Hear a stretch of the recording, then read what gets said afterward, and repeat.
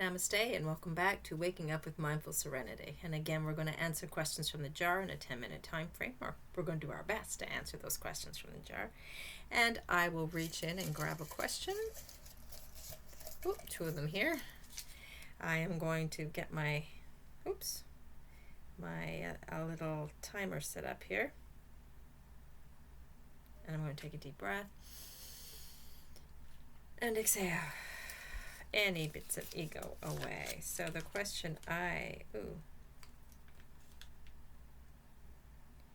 really hard to make this out. Can you explain Maslow's pyramid? Oh my goodness, I am going to be guessing at this question. Can you explain Maslow's pyramid, and is it special? Is it spiritual?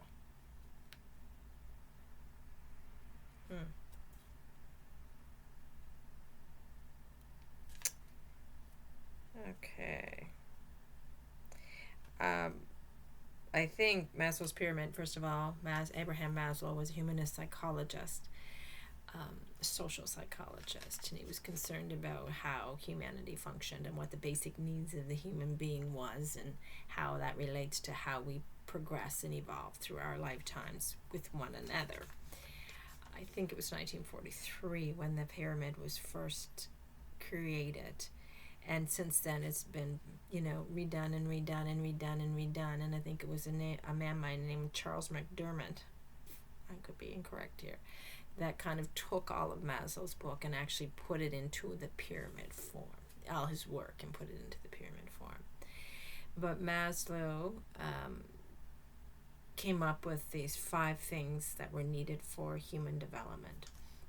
And the first one was basic human needs, which would be, shelter and food and water, to meet the physiological needs of the body so that it survived, and oxygen, of course, right? So we know that it's on average it takes 4 weeks.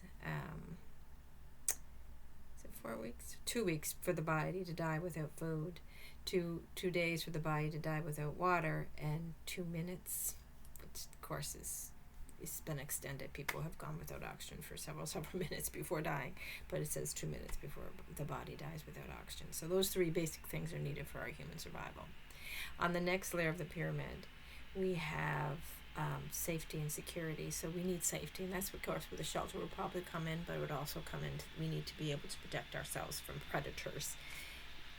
As if, again, a physiological need, survival of the fittest.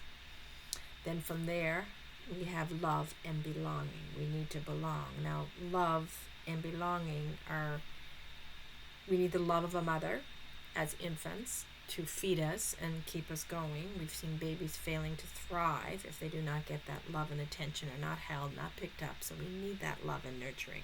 It's a physiological need. So we're still in our physiological needs to some extent. And then we also need to belong. And I do believe that belonging is a physiological need just as much as it is a psychological need or social need, because we are wired neurologically to stay within the pack and do what we can to stay within the pack, because we know that we are much safer in a pack than we are when we're isolated. So that safety and security needs are basically physiological as well as psychological. But we start to border on the psychological in those needs. So we go from physiologically needing the love of the mother picking us up to desiring love, and we advance from love into friendships and relationships, and that intimate relationship with the so-called soulmate. So we advance in our loves that way. I would say maybe not so much of an advancement, but then we have that need for belonging, to belong into a group, and peer pressure and all that come in there. Like we really, really feel like we need to belong, and for some of us it becomes a great need and a dependency to belong. And from there we go onto esteem. We build our sense of self. Now, in esteem, to me, we're dealing mostly with the psychological self, and the psychological self is the psyche. Another great psychologist by the name of B.F. Skinner said that, the psyche is the sum of our learned events. Everything we've collected over the years, everything we've come to see and experience over the years gets stored inside us, and we build our psyche around it, our personality around it. The personality is said to be developed by the time we're 7 years old. And so all the conditioning, all the things we've experienced, all the things that were said to us, all the people that loved us, all the people that didn't love us, all the people that hurt us, all the people that nurtured us, and all the messaging they gave us, and all the things they showed us, and what life showed us in terms of experiences, where we were born, and how we lived, and our social status, and all that will determine that personality, right? It creates our likes and dislikes according to, yogic tradition. It creates the samskaras, which are basically our psychic building blocks. And so that is developed by the time we're 7. So esteem is the creation, not only the creation of that, but the maintaining of that through our lifetime. What do we do that makes me feel good about this me? What am I doing that makes me feel good about this little self? What career am I taking on? How am I relating to other people? How am I fitting into society? How am I, am I getting some type of success? A notoriety, financial success. So all that is based, to me, on that 4th pyramid of esteem. And from esteem, he says, we advance into self-actualization, actualizing the self, truly seeing the self. So that esteem level, as far as I'm concerned, is the little self bridging on the greater self. And by the time we get to self-actualization, we will have the higher self. Now, when Maslow first did this pyramid, he wasn't a very so-called spiritual person. He was more relating to the social aspects of humanity and the physiological needs breaching on the social needs. And he's seen an interdependence between the social needs and the physiological needs of the human being. And esteem, of course, was one of his biggest things that he focused on. How do we build up that psyche? How do we build up that little self so that it feels good in this world? But he did not see beyond it. And it wasn't much later that self-actualization actually started to become the peak of the pyramid and what people actually started, focusing on, like in the spiritual movement, so to speak. And it was other psychologists that, helped, that had their input into that self-actualization. But Maslow himself came around much later in life, and he started revamping his own ideas about his own teachings and all that, and all the things that he was studying and researching, and he focused a lot on self-actualization there.